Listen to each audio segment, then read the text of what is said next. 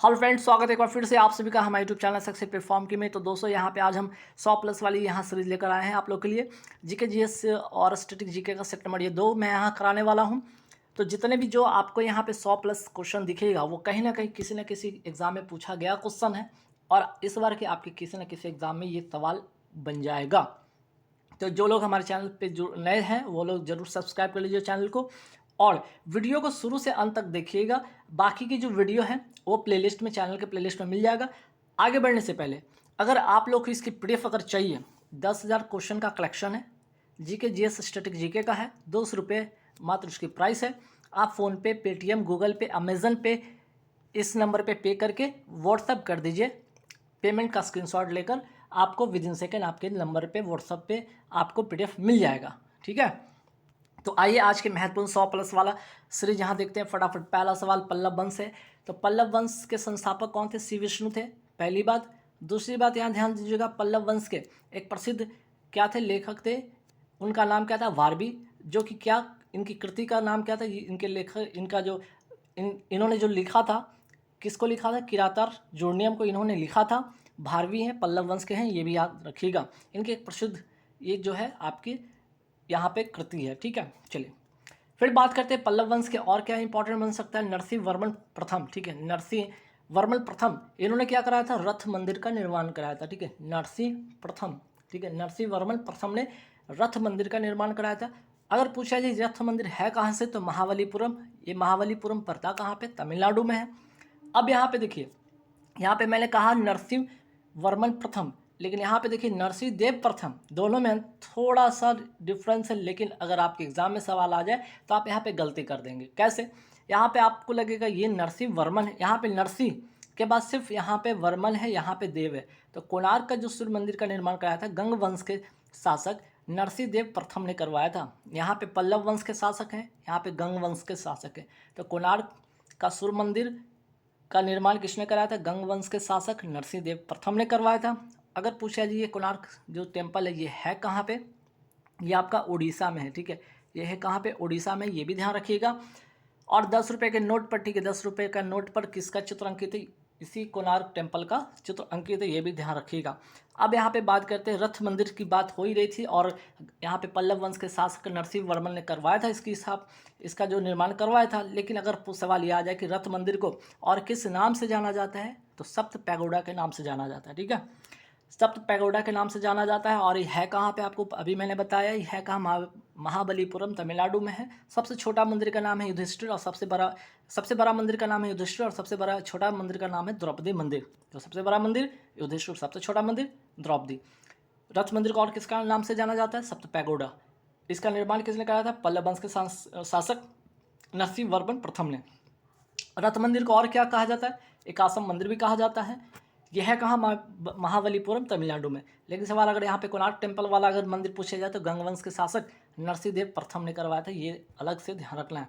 अब यहाँ पे बात हो रही है, अब यहाँ पे सप्त पैगोडा की बात हुई। रथ मंदिर कहाँ का? तमिलनाडु का महाबलीपुरम का सप्त पैगोडा कहा जाता है। लेकिन अगर आपसे सवाल पूछे ब्लैक पैगोडा किसे कहा जाता है, तो कोणार्क का जो सूर्य मंदिर है इसे कहा जाता है ब्लैक पैगोडा। है कहाँ पे? उड़ीसा में। अभी मैंने बताया गंग वंश के शासक नरसिंह देव प्रथम ने इसका निर्माण करवाया था।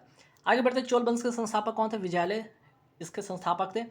बात यहाँ पे एलोड़ा का मैं करने वाला हूँ। एलोड़ा का कैलाश मंदिर का निर्माण किसने कराया था? राष्ट्रकूट वंश के कृष्ण प्रथम ने। ठीक है, राष्ट्रकूट वंश के शासक कौन करवाया था? कृष्ण प्रथम ने करवाया था। अगर पूछा जाए एलोरा टेम्पल है कहाँ पे? महाराष्ट्र में। एलोरा से एक सवाल, 20 रुपये के नोट पर किसका चित्र अंकित है? तो 20 रुपये के नोट पर आपका एलोरा का जो टेम्पल है वो अंकित है। ठीक है, अगर पूछा जाए अगर ये है कहाँ, तो महाराष्ट्र में है। ये है कहाँ? महाराष्ट्र में। सवाल आपसे ये पूछा जाए कि ठीक है ये किस धर्म से रिलेटेड यहाँ पे इसमें कृति है, तो बौद्ध धर्म हो गया, आपका जैन धर्म हो गया, और आपका हिंदू धर्म, ये तीनों धर्म का यहाँ पर कृति है। ठीक है, अगर पूछा जाए अजंता का जो टेम्पल है ये कहाँ है? ये भी महाराष्ट्र में। ठीक है, ये भी कहाँ पे? महाराष्ट्र में। और यहाँ पे किस धर्म का है कृति? तो यहाँ पे बौद्ध धर्म का कृति। ठीक है, तो यहाँ पे जितने बौद्ध धर्म से रिलेटेड चीज़ें हैं, अजंता की जो गुफा है वहाँ पे महाराष्ट्र में है। यहाँ पे एलोरा की गुफा में बौद्ध धर्म, जैन धर्म और हिंदू धर्म के जो भी चित्र हैं, जो भी आपके वहाँ पे कृति मिलेंगे वो वहीं पे मिलेंगे। 20 रुपये का नोट पर अंकित जो है आपका एलोरा का टेम्पल है। 10 रुपये के नोट पे कोणार्क का सूर्य मंदिर का टेम्पल है। चलिए तमिलनाडु की अगर मैं बात करूँ, यहाँ पे तमिलनाडु कहाँ, तमिलनाडु एक जगह है कांची, कांची का कैलाश मंदिर का निर्माण किसने कराया था? पल्लव वंश ने कराया था। वही बात करते हैं सोरा मंदिर। अगर बात हो रही थी महाबलीपुरम का तमिलनाडु में, जहाँ पे रथ मंदिर था, जहाँ पे आपके शासक पल्लव वंश के नरसिंह वर्मन प्रथम ने करवाया था उसकी स्थापना। वहीं पर एक और मंदिर महाबलीपुरम तमिलनाडु में जिसका नाम है सोर मंदिर, इसका निर्माण भी पल्लव वंश ने करवाया था। ठीक है, अब आइए यहाँ पे देखते हैं दिल्ली सल्तनत। दिल्ली सल्तनत के प्रमुख शासक, ठीक है, दिल्ली सल्तनत के प्रमुख शासक का जो है यहाँ पे क्रम याद रखिएगा, क्योंकि क्रम के अनुसार आपके सवाल बनते हैं। यहाँ पे आप ऐसे याद रखिएगा, बहुत सारे ट्रिक है, बहुत सारे लोग अलग अलग ट्रिक बना के रखे हैं, है ना। गुलाब खिले तो, ठीक है, गुलाब खिले तो सुगंध लेना। ग से गुलाम वंश हो गया, ख से खिलजी वंश हो गया, त से तुगलक वंश, से सैयद वंश और ल से लोधी वंश। गुलाम वंश की अगर मैं बात करूँ 1206 में इसकी स्थापना होती है। ठीक है, कुतुबुद्दीन ऐबक जो है इसका संस्थापक होता है। और दूसरी इंपॉर्टेंट बात क्या है, इसकी मृत्यु जो होती है कब होती है? 1210 में हो जाती है इसकी मृत्यु। और किसके? चौगान, ठीक है, चौगान खेलते समय घोड़ा से गिर जाने के कारण इसकी मृत्यु हो जाती है। इसको दफनाया कहाँ जाता है? दफनाया जाता है लाहौर में। ठीक है, लाहौर में इसको दफनाया जाता है। ये 3-4 बातें इंपॉर्टेंट था, है ना। पहली बात, गुलाम वंश स्थापना 1206, कुतुबुद्दीन ऐबक, मृत्यु होता है 1210 में। चौगान खेलते समय घोड़े से गिरकर इसकी मृत्यु हो जाती है, लाहौर में इसको दफनाया जाता है। गुलाम वंश के बाद कौन सा वंश आता है? खिलजी वंश। खिलजी वंश के बाद कौन सा आता है? तुगलक वंश। उसके बाद कौन सा वंश शासन करता है? सैयद वंश। और उसके बाद कौन करता है? लोधी वंश। तो यहाँ पे छोटा सा बात लोधी वंश रिलेटेड महत्वपूर्ण सवाल देखते हैं। लोधी वंश का संस्थापक कौन था? बहलोल लोधी। डायरेक्ट सवाल है आपके एग्जाम में बनेगा। आगरा शहर की स्थापना कौन करवाया था? सिकंदर लोधी ने। और इसने आगरा को क्या बनाया था? अपना राजधानी बनाया था। बात करते हैं सिकंदर लोधी से, एक और सवाल देखने को बनेगा क्या? गुलरुखी, ठीक है, गुलरुखी शीर्षक से फारसी कविताएं, ठीक है, गुलरुखी शीर्षक से फारसी कविताएं लिखने वाला शासक कौन था? सिकंदर लोधी था। सिकंदर लोधी से एक और सवाल, ताजिया निकालने पर प्रतिबंध किसने लगाया था? सिकंदर लोधी ने लगाया था। अब आते हैं, बात करते हैं पानीपत का प्रथम युद्ध। ठीक है, पानीपत का प्रथम युद्ध 21 अप्रैल 1526, मोस्ट इंपॉर्टेंट डेट याद रखिएगा। इब्राहिम लोधी और बाबर के बीच में होता है, जिसमें बाबर की जीत होती है। और यहाँ से क्या होता है? मुगल वंश का जो है काल है वो स्टार्ट हो जाता है। यहाँ से मुगल काल यहाँ से ही स्टार्ट होता है, इसके युद्ध के बाद, जब बाबर जो है इब्राहिम लोधी को हराता है, और यहाँ से मुगल काल स्टार्ट होता है। अगर पूछा जाए कि तुगलमा युद्ध नीति, ठीक है, पैरस, यहाँ पे एक बात होगा कि तुगलमा जो युद्ध नीति है, दूसरी बात कि तोप खाने का पहली बार प्रयोग है, ये किस युद्ध में किया था? तो बाबर ने किया था। किस युद्ध में किया था? पानीपत का प्रथम युद्ध में। कब किया था? 21 अप्रैल 1526 में। और इस युद्ध में किसकी जीत होती है? बाबर की जीत होती है। इब्राहिम लोधी के बीच इसकी युद्ध होता है, और इसी युद्ध में इब्राहिम लोधी युद्ध के स्थल में ही ये मारा जाता है। ठीक है, बात बाबर का कर ही रहा है। अभी दिल्ली सल्तनत चलेगा, ऐसा नहीं, दिल्ली सल्तनत चलेगा, जहाँ पे गुलाम वंश हो गया है, खिलजी वंश, तुगलक वंश, सैयद वंश, लोधी वंश देखेंगे। लेकिन बाबर की बात आ ही गई तो बाबर से रिलेटेड इंपॉर्टेंट बात, ठीक है, बाबर के द्वारा लड़े गए 4 युद्ध बहुत इंपॉर्टेंट, ध्यान रखिएगा। पहला बात, पानीपत का युद्ध, अभी बात होगी 21 अप्रैल 1526, इब्राहिम लोधी प्लस बाबर के बीच में होता है। विजेता कौन होता है? बाबर होता है। खानवा के युद्ध क्यों इंपॉर्टेंट है? सुनिएगा, ठीक है। खानवा के इसलिए युद्ध इंपॉर्टेंट है कि यहाँ पे याद रखिए, जिहाद जो शब्द है ना, ये जो जिहाद का नारा सबसे पहले कहाँ दिया था? बाबर ने इस युद्ध में दिया था। गाजी की उपाधि इसी युद्ध के जीतने के बाद इसने गाजी की उपाधि लेते, तो जिहाद हो गया, दूसरा गाजी हो गया, ये खानवा युद्ध से संबंधित है। 17 मार्च 1527 को होता है ये युद्ध, राणा सांगा और बाबर के बीच में होता है। फिर से बाबर क्या हो जाता है? यहाँ पे जीत जाता है। और ये अगर खानवा पूछे तो खानवा है कहाँ? तो भरतपुर राजस्थान में एक स्थान है जहाँ पे ये युद्ध हुई थी। फिर बात होती है खानवा के बाद होता है पानी इसका बहुत सारा ट्रिक भी है। पानी पी खाना खा चल घर, ऐसे करके ना, पानी पी खाना खा चल घर, ऐसे करके लोग याद करते हैं। आप भी याद कर सकते हैं, वरना अब बार बार प्रैक्टिस करेंगे डेफिनेटली याद हो जाएगा, जरूरत नहीं है ट्रिक का। ठीक है, अब आते हैं यहाँ पे चंदेरी का युद्ध, या खानवा का युद्ध हो गया। फिर बात करते हैं खानवा के युद्ध के बाद हम बात करते हैं चंदेरी का युद्ध। चंदेरी का युद्ध कब होता है? चंदेरी का युद्ध होता है 29 जून 1528 में होता है। मेदिनी राय और बाबर के बीच में होता है। यहाँ फिर से बाबर क्या हो जाता है? विजेता होता है। ठीक है, विजेता होता है। फिर बात करते हैं घाघरा का युद्ध। घाघरा का युद्ध कब होता है? 6 मई 1529 को अफगान और बाबर के बीच में होता है। फिर से बाबर क्या हो जाता है? यहाँ पे विजेता हो जाता है।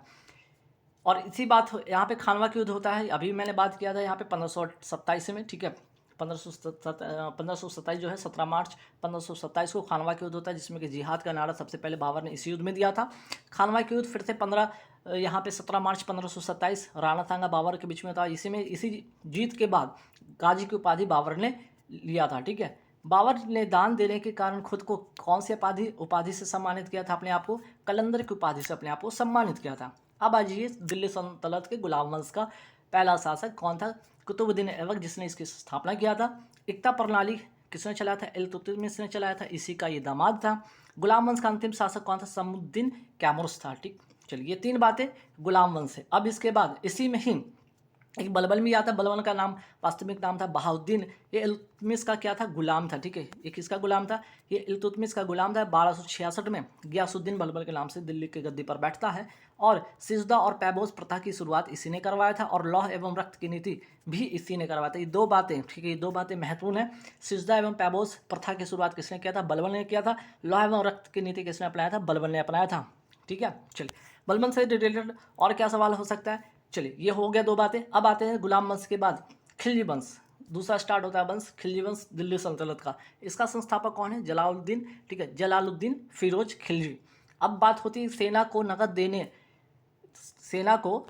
देने, वेतन देने तथा स्थायी सेना की नींव रखने वाला शासक कौन था? ये अलाउद्दीन खिलजी था। अलाउद्दीन खिलजी से बहुत ही महत्वपूर्ण सवाल है। एक तो इसका जो खिलजी वंश का संस्थापक था जलालुद्दीन फिरोज खिलजी। और अगर बात करते हैं इसके बाद जलालुद्दीन फिरोज खिलजी के बाद कौन आता है? आपका अलाउद्दीन खिलजी इसके बाद शासन करता है और इसने सबसे पहले सेना को नगद वेतन देने और स्थायी सेना की नींव रखने की ये जो है इसने शुरू किया था। इसी ने अलाउद्दीन खिलजी ने और क्या किया? देखिए अलाउद्दीन खिलजी के 2-3 महत्वपूर्ण बातें यहाँ पे नोट कीजिएगा। एक तो सेना को नगद वेतन देने का प्रथा इसने स्टार्ट किया, अस्थायी सेना की नींव रखने की प्रथा इसने स्टार्ट की, घोड़ा दागने की, सैनिकों की हुलिया लिखने की प्रथा भी इसी ने स्टार्ट किया। तो कितनी बातें होगी? यहाँ पे 4 बातें होंगी, नोट कर लीजिएगा। सेना को नगद वेतन देने, अस्थायी सेना की नींव रखने, घोड़ा दागने और सैनिकों की हुलिया लिखने की प्रथा। चलिए अब बात करते हैं दक्षिण भारत की विजय के लिए अलाउद्दीन खिलजी ने किसको भेजा था? मलिक काफूर को भेजा था। ये भी बहुत बार सवाल एग्जाम में पूछा गया है। बात करते किस उपाधि से स्वयं को अलाउद्दीन खिलजी ने खुद को विभूषित किया था? सिकंदर सानी। फिर बात करते हैं अलाई दरवाज़ा हो गया, आपका सिरी का किला हो गया, हजार खंबा महल का निर्माण किसने कराया था? अलाउद्दीन खिलजी ने ही कराया था। एक और महत्वपूर्ण सवाल, मलिक याकूब का नाम याद रखिएगा क्योंकि अलाउद्दीन खिलजी ने दीवान रियासत किसको नियुक्त किया था? जो है मलिक याकूब को किया था। अगर पूछा जाए ये दीवान रियासत कहते किसको है? तो दीवान रियासत जो कहते हैं इसका अर्थ होता है व्यापारियों पर नियंत्रण तथा बाजार नियंत्रण की पूरी व्यवस्था को संचालन करने वाले को कहा जाता था दीवान रियासत। और इसको नियुक्त किसने किया था? मलिक याकूब को नियुक्त किया गया था। किसने किया था? अलाउद्दीन खिलजी ने इसको नियुक्त किया था। अब बात करते हैं इसके बाद अब कौन सा वंश आता है? गुलाम वंश हो गया, खिलजी वंश हो गया। अब आता है इसका तुगलक वंश, दिल्ली सल्तनत का तुगलक वंश का संस्थापक कौन था? गयासुद्दीन तुगलक। सिंचाई के लिए कुएं और नहरों का निर्माण कराने वाला प्रथम शासक कौन था? गयासुद्दीन तुगलक। तो तुगलक जो है तुगलक वंश का संस्थापक गयासुद्दीन तुगलक। सिंचाई के लिए कुएं और नहर का निर्माण करने वाला शासक गयासुद्दीन तुगलक। और जब ये गद्दी पर बैठता है मोहम्मद बिन तुगलक के नाम से, तो उसके पहले इसका और क्या नाम था? उगलू खा और जूना खा इसका पहले नाम था। जब ये गद्दी पर बैठता तो इसका नाम मोहम्मद बिन तुगलक के नाम से गद्दी पर बैठता है। फिर बात करते हैं एक और महत्वपूर्ण सवाल है कि मोहम्मद बिन तुगलक ने अपनी राजधानी दिल्ली से देवगिरी में स्थानांतरित किया, तब इसका नाम क्या रखा? दौलताबाद रखा। फिर बात करते हैं मोहम्मद बिन तुगलक की घटनाओं का वर्णन किस आपको पुस्तक में मिलेगा? तो रहेला पुस्तक में मिलेगा। इसको लिखने वाला कौन था? Ibn Battuta. तो रहेला किसकी लिखी पुस्तक है? इब्न बतूता की। और इसमें किसकी घटनाओं का वर्णन है? किसके समय की घटनाओं का वर्णन है? तो मोहम्मद बिन तुगलक के समय की घटना के वर्णन है। ठीक है, बात करते तुगलक वंश का अंतिम जो शासक था वो कौन था? नासिरुद्दीन महमूद तुगलक। तो ये हो गया 3-4 बातें महत्वपूर्ण था। ठीक है, अब आते हैं जब दिल्ली सल्तनत का गुलाम वंश हमने पढ़ लिया, खिलजी वंश हमने देख लिया, तुगलक वंश देख लिया, अब आते हैं हम सैयद वंश के संस्थापक पे। सैयद वंश का संस्थापक कौन था? खिर्ज खां था, तैमूर लंग का सेनापति था ये। और अंतिम शासक कौन था? आलम शाह। तो सैयद वंश से ज़्यादा सवाल नहीं पूछा जाता, 1-2 सवाल ध्यान में रखना है। अब आइए मैसूर के संस्थापक की बात करते हैं। मैसूर कर्नाटक जो साउथ में आपके दक्षिण जो भारत में कुछ भारतीय जो शासन कर रहे थे उसमें यहाँ पे बात कर रहे हैं। मैसूर के संस्थापक कौन थे? हैदर अली, और इनके पुत्र का नाम था टीपू सुल्तान। अब यहाँ पे बात कीजिए मैसूर, मैसूर पर किसका प्रभाव था? मैसूर पर जो प्रभाव था फ्रांस का प्रभाव था, है ना। तो कहीं ना कहीं फ्रांस का प्रभाव था, जिसके कारण अंग्रेज का, ठीक है, अंग्रेजों का इनसे क्या था? अंग्रेजों का इनसे एंटी था, है ना। अंग्रेजों का क्या था? इनसे एंटी था, ये भी ध्यान रखिएगा। तो मैसूर के संस्थापक हैदर अली थे, इनके पुत्र टीपू सुल्तान था। तो मैसूर पर किसका प्रभाव था? फ्रांस का। तो अंग्रेज का तो इनसे एंटी चलता था, जाहिर सी बात है कि युद्ध होना ही है किसी न किसी वजह से, क्योंकि अंग्रेज क्या थे? भारत पे उस समय शासन कर रहे थे, और इसके ये क्या कर रहे थे? जब भारत पे शासन कर रहे थे तो कहीं पे कुशासन का आरोप लगाकर इन्होंने उस राज्य को इन्होंने हड़प लिया, इस तरह से करके, जिसको राज हड़प नीति की बात कहा जाता है। लॉर्ड डलहौजी के समय की बात है, ठीक है। तो ऐसे करके चीज़ें हो रही थी। अब बात यहाँ पे मैसूर के संस्थापक कौन है? हैदर अली हैं। तब यहाँ पे मैसूर पर किसका प्रभाव है? फ्रांस का। तो एक युद्ध होता है किसके बीच में? अंग्रेजों के बीच में होता है।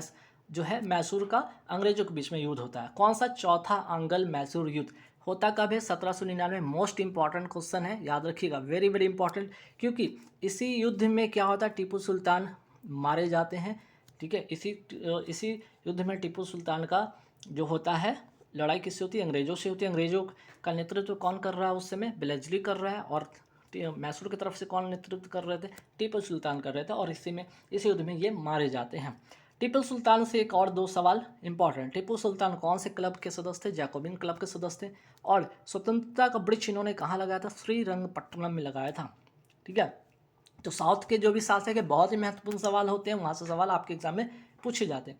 अब आइए कुछ मॉडर्न हिस्ट्री से 2-4 सवाल देखते हैं। यहाँ पे सबसे पहले सिविल सेवा का जनक, भारत में सिविल सेवा का जनक किसे माना जाता है? लॉर्ड कॉर्नवालिस को माना जाता है। कॉर्नवालिस से एक और सवाल, कॉर्नवालिस ने भारत में शक्तियों के पृथककरण करने के लिए कौन सा कोड स्थापित किया था? कॉर्नवालिस कोड 1793 में, ठीक है।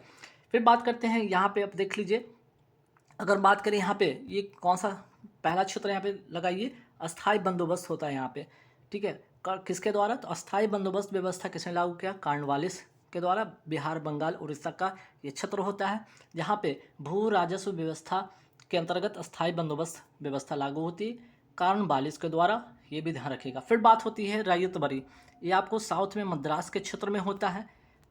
रैयतवारी व्यवस्था किसके द्वारा दक्षिण भारत में लागू किया? कर्नल रीड और मुर्डो के द्वारा, ठीक है।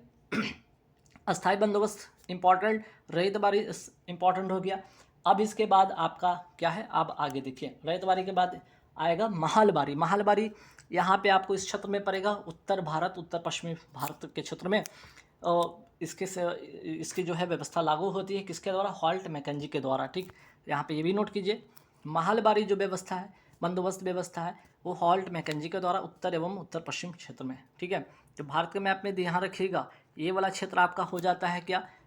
और ये 3 क्षेत्र है ना, यहाँ पे पहला इसको अस्थाई बंदोबस्त यहाँ पे हो गया, दूसरा रैयतवारी व्यवस्था यहाँ पे हो गया, और तीसरा आपका जो हो गया महलबारी व्यवस्था यहाँ पे हो गया। ये 3 क्षेत्र का बातें याद रखिएगा। अगर पूछा जाए स्थानीय स्वशासन के जनक किसे कहा जाता है? लॉर्ड रिपन को। और लॉर्ड रिपन की बात अगर यहाँ पे की जाए तो दशक के आधार पर जनगणना किसने शुरू किया था? लॉर्ड रिपन ने 1881 में। तो बात हो रही कि पहली बार जनगणना कब हुआ था? 1872 में, लॉर्ड मेयो के शासनकाल में होता है। दोनों बातें मोस्ट इंपॉर्टेंट क्वेश्चन है, ठीक है। चलिए आगे बढ़ते हैं। इंडिया स्ट्रगल की पुस्तक किसने लिखी थी? सुभाष चंद्र बोस ने लिखा था। पराक्रम दिवस इन्हीं के जन्म दिवस पर मनाया जाता है। पराक्रम दिवस 23 जनवरी सुभाष चंद्र बोस के जन्म दिवस पर मनाया जाता है। बात करें संयुक्त राज्य अमेरिका, अमेरिका ने किस वर्ष में लोकतांत्रिक संविधान को अपनाया था? 1787 में। अगर पूछा जाए अमेरिका स्वतंत्र कब होता है? 4 जुलाई 1776 में। अब बात करते हैं असहयोग आंदोलन, बहुत ही महत्वपूर्ण सवाल है असहयोग आंदोलन, ठीक है। अगर पूछ लिया जाए यहाँ पे असहयोग आंदोलन की शुरुआत कब होती है? 1 अगस्त 1920 में गांधी जी के नेतृत्व में ये आंदोलन शुरू होता है। रॉलेट एक्ट हो गया आपका, ठीक है। खिलाफत आंदोलन हो गया, जलियांवाला बाग हत्याकांड हो गया। इसके विरोध में कौन सा आंदोलन होता है? असहयोग आंदोलन स्टार्ट होता है 1 अगस्त 1920 गांधी जी के नेतृत्व में, ठीक है। ये बात ध्यान रखिएगा। और अगर पूछ लिया जाए यहाँ पे, ये 1920 का समय है जब भारत का जो यहाँ पे भारत में इस समय भारत का जो है, भारत का वायसराय कौन था? वायसराय कौन था? ये भी याद रखिएगा। इस समय भारत का वायसराय था जेम्स फोर्ड, ठीक है, जेम्स फोर्ड था इस समय का वायसराय। एक और जब आंदोलन चल रही थी 1 अगस्त 1920 को गांधी जी के नेतृत्व में, तो उस वक्त भारत का वायसराय कौन था? जेम्स फोर्ड था, ये बात याद रखिएगा। फिर दूसरी बातें होती है कि असहयोग आंदोलन स्थगित होने का कारण क्या है, ये भी जानिएगा। लेकिन होता कब है? 12 फरवरी 1922 को ये स्थगित होता है। रीज़न भी महत्वपूर्ण है, ध्यान रखिएगा। ये इस आंदोलन का स्थगित होने का रीज़न यहाँ पे है चौरा चौरी घटना। होती कब है? 5 फरवरी 1922 को। गोरखपुर उत्तर प्रदेश का एक जिला है जहाँ पे चौरा चौरी नामक एक स्थान है। यहाँ पे असहयोग आंदोलनकारियों ने क्रोध में आकर थाने में आग लगा दी, जिससे वहाँ पे एक थानेदार और 21 सिपाही का क्या होता है? मृत्यु हो जाता है। इससे इस घटना से दुखित होकर गांधी जी ने आंदोलन को स्थगित कर दिया और इसी घटना के लिए इनको 6 वर्ष के लिए, ठीक है, कारावास भी होती है, 6 वर्ष की सज़ा भी होती है। किसको? गांधी जी को। गांधी जी को इसमें क्या होता है? 6 वर्ष की सज़ा हो जाती है, ये भी ध्यान रखिएगा, है ना। इसमें गांधी जी को 6 वर्ष की सज़ा हो जाती है। चलिए, बात हो रही 1922 में हो रही कांग्रेस के अब 1922 में ये क्या होता है? ये घटना होती है तो उस समय कांग्रेस के अधिवेशन की अध्यक्षता कौन कर रहा था? कौन कर रहे थे? तो चित्तरंजन दास कर रहे थे और देश बंधु के नाम से इन्हें जाना जाता है, ठीक है। बात अगर हो रही है यहाँ पे 1946 में, 1946 में बनी अंतरिम सरकार में राजेंद्र प्रसाद, जो कि भारत के पहले राष्ट्रपति भी बने, ठीक है, देश के भारत के पहले राष्ट्रपति बने राजेंद्र प्रसाद। लेकिन और बात 1946 में बनी अंतरिम सरकार में राजेंद्र प्रसाद के पास कौन सा विभाग था? तो खाद्य एवं कृषि विभाग था। असहयोग आंदोलन जब हो रही थी तो उसमें वायसराय कौन था? जेम्स फोर्ड था। 1920 की घटना है। भारत छोड़ो आंदोलन के समय भारत का वायसराय कौन था? लिलिंस्को। 1942 की घटना है। चलिए आगे बढ़ते हैं सवाल। अब कुछ इंपॉर्टेंट और सवाल देखते हैं। कांग्रेस के किस अधिवेशन में पहली बार वंदे मातरम गाया गया? 1896 का अधिवेशन, कलकत्ता का वो अधिवेशन है। अध्यक्ष रहीमतुल्लाह सयानी होते हैं, ठीक है। कांग्रेस के अधिवेशन में ये इंपॉर्टेंट क्यों बन जाता है? वंदे मातरम पहली बार कब गाया गया? फिर पूछा लिया जाएगा कि पहली बार जन गण मन कब गाया गया था? कौन से कांग्रेस के अधिवेशन में? 1911 का कलकत्ता का अधिवेशन था। अध्यक्ष पंडित विशन नारायण धर थे। फिर बात किया जाता है राष्ट्रीय गीत तथा राष्ट्रीय गान को, ठीक है, ये दोनों को। राष्ट्रीय गीत हो गया आपका, राष्ट्रीय गीत हो गया वंदे मातरम, राष्ट्रगान हो गया जन गण मन। भारतीय संविधान ने कब अपनाया? 24 जनवरी 1950 को। राष्ट्रीय गीत वंदे मातरम की बात कर लिया जाए, किसके द्वारा रचित है? बंकिम चंद्र चटर्जी द्वारा ये रचित उपन्यास कौन सा? आनंद मठ से लिया गया है। इस गीत को गाने में समय लगता है 1 मिनट 5 सेकंड का। वही बात करते हैं जन मन गण, राष्ट्रगान रविन्द्रनाथ ठाकुर ने के द्वारा ये लिखा गया है। इसके गायन में लगता है समय 52 सेकंड का। और इसकी वर्तमान जो संगीतमय धुन को किसने बनाया? तो इसका श्रेय जाता है कैप्टन रामसी ठाकुर को इसका श्रेय जाता है। बात करें राष्ट्रगान। राष्ट्रगान जनमनगन को रविन्द्रनाथ ठाकुर ने 1912 में तत्वबोधिनी में भारत भाग्य विधाता शीर्षक से प्रकाशित किया। तो ये 1912 वाली बात याद रखिएगा। 1919 में मॉर्निंग सॉन्ग ऑफ इंडिया के नाम से अंग्रेजी में इसको प्रकाशित किया था।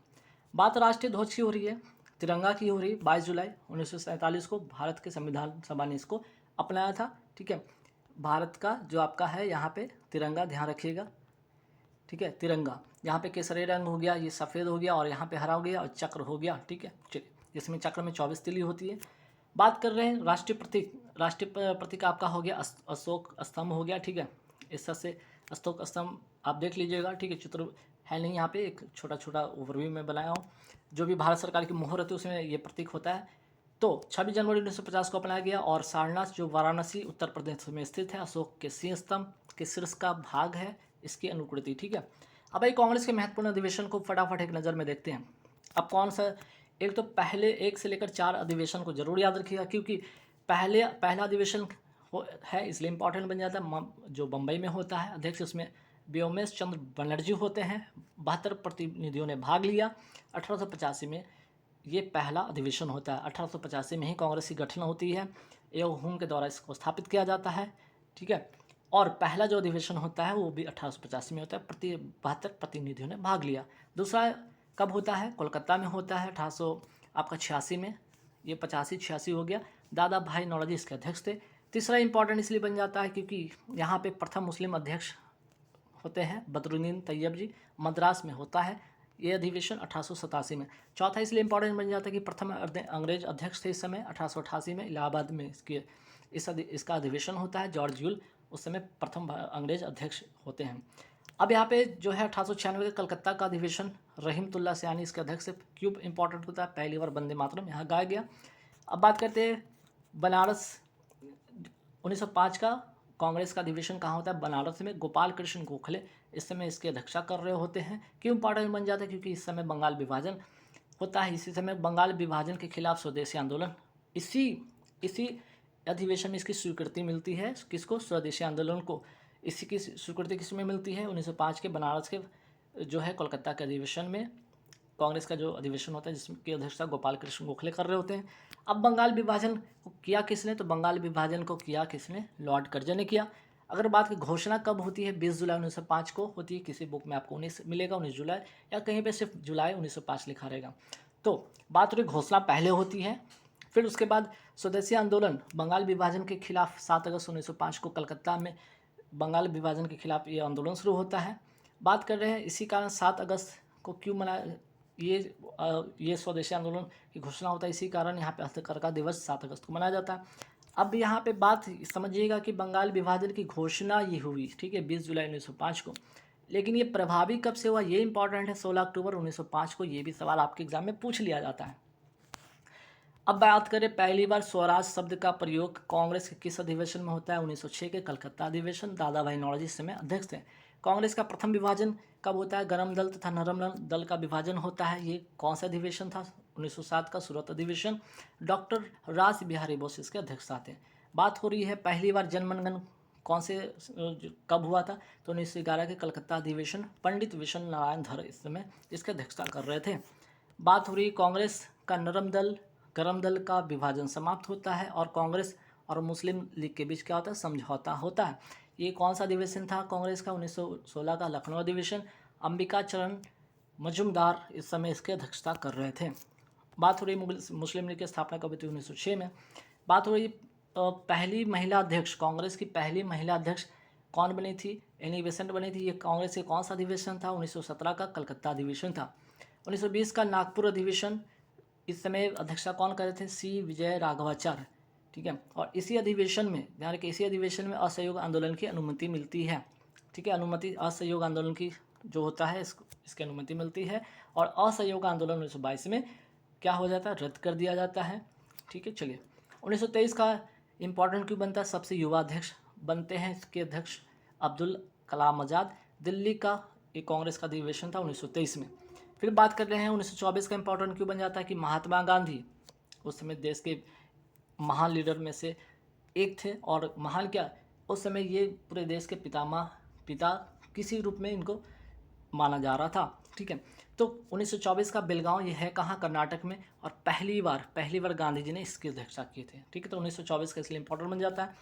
पहली भारतीय महिला, देखिए यहाँ पे एक था पहली महिला एनी बेसेंट, 1917 का जो अधिवेशन था वहाँ उन्होंने अध्यक्षता किया था। यहाँ पे सरोजिनी नायडू की बात कर रहे हैं, ये पहली भारतीय महिला थी जब कांग्रेस के किसी अधिवेशन की अध्यक्षता किए थे, 1925 के कानपुर का अधिवेशन। 1929 की मैं बात करूँ, यहाँ पे पूर्ण स्वराज की मांग होती है, लाहौर का अधिवेशन। पंडित जवाहरलाल नेहरू उस समय इसके अध्यक्षता कर रहे होते हैं। कराची का अधिवेशन कब होता है, 1931 में, सरदार वल्लभ भाई पटेल होते हैं इसके अध्यक्ष। सुभाष चंद्र बोस जो होते हैं 1938 के हरिपुरा जो कि गुजरात में, इसकी अध्यक्षता इस कांग्रेस के अधिवेशन के कर रहे थे। मेरठ की अगर मैं बात करूं, 1946 का मेरठ का कांग्रेस का अधिवेशन आचार्य जे.बी. कृपलानी इस समय इसकी अध्यक्षता कर रहे थे, आज़ादी का ही समय था। और 1948 में जयपुर में इसका कांग्रेस का अधिवेशन होता है, पट्टाभी सीताराम रमेश के अध्यक्ष होते हैं।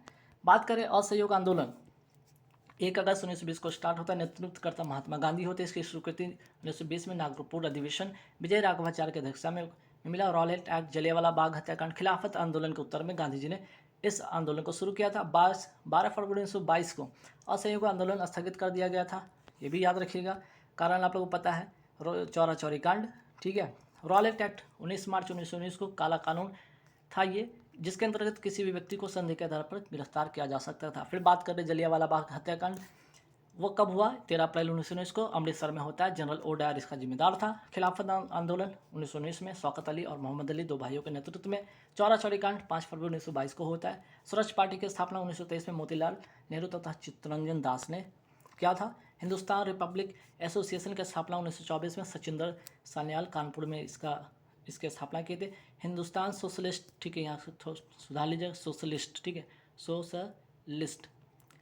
हिंदुस्तान सोशलिस्ट रिपब्लिक एसोसिएशन की स्थापना 1928 में भगत सिंह दिल्ली में किए थे। मैं राज्य के पतन की इच्छा करता हूँ कहते हुए फांसी पर कौन लटक गए? राम प्रसाद बिस्मिल, ठीक है। और ये राम प्रसाद बिस्मिल के बारे में एक और इम्पॉर्टेंट बात, 9 अगस्त 1925 को काकोरी उत्तर प्रदेश नामक स्थान पर जो यहाँ पे सरकार की जो ट्रेन जा रही थी, उसमें जो सरकारी ट्रेन जो जा रही थी, उसमें सरकारी जो खजाना जा रहा था, उस खजाने को 1927 में 1950 की घटना है।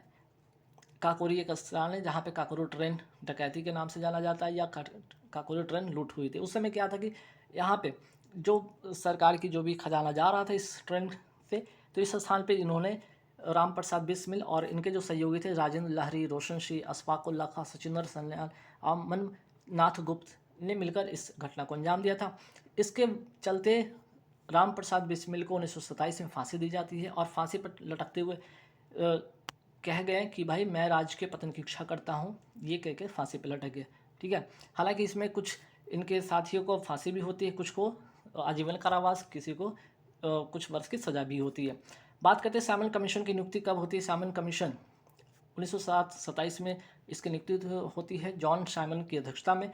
इसमें 7 जो सदस्य सभी के सभी क्या थे? अंग्रेज थे, ठीक है। क्योंकि जो साइमन कमीशन भारत आ रहा था, कहीं ना कहीं भारत के एक उद्देश्य से आ रहा था, यहाँ के जो शासन है उससे संबंधित बातें करने के लिए। लेकिन अगर बात किया जाए कि भारत की तरफ से नेतृत्व करने के लिए कोई भी यहाँ पे जो थे भारतीय, यहाँ पे कोई भी इस जो कमीशन में था ही नहीं। इसके खिलाफ जो है साइमन कमीशन के खिलाफ लाला लाजपत राय ने इसका विरोध किया था। 1928 में ये जो कमीशन है भारत आता है। नेहरू रिपोर्ट कब प्रस्तुत हुई थी? 1928 में मोतीलाल नेहरू की अध्यक्षता में। तो कहीं ना कहीं ये सारे के सारे जो सवाल अभी आपको मैंने बताए हैं, कहीं ना कहीं किसी न किसी एग्ज़ाम में पूछ लिया गया है। तो आप सारे सवाल को देख लीजिए। मैंने आप बोला था 100+ मैं कराऊंगा, यहाँ पे 115 सवाल थे और 115 सवाल में आप जाके चेक कर लीजिएगा। आप कोई भी प्रीवियस ईयर सेट उठा लीजिए, कोई भी एग्ज़ाम देख लीजिए, सारे के सारे कोई ना कोई सवाल किसी न किसी एग्ज़ाम में आए हैं। तो गाइज आज के इस वीडियो में इतना रहेगा। मैं दोस्त सेट नंबर 2 यहाँ पे मैं कराया हूँ और जिनको PDF चाहिए वो ले सकते हैं। इसके बाद सेट नंबर 3 मैं जल्द लेकर आ रहा हूँ, आप लोग वेट कीजिएगा। Thank you very much.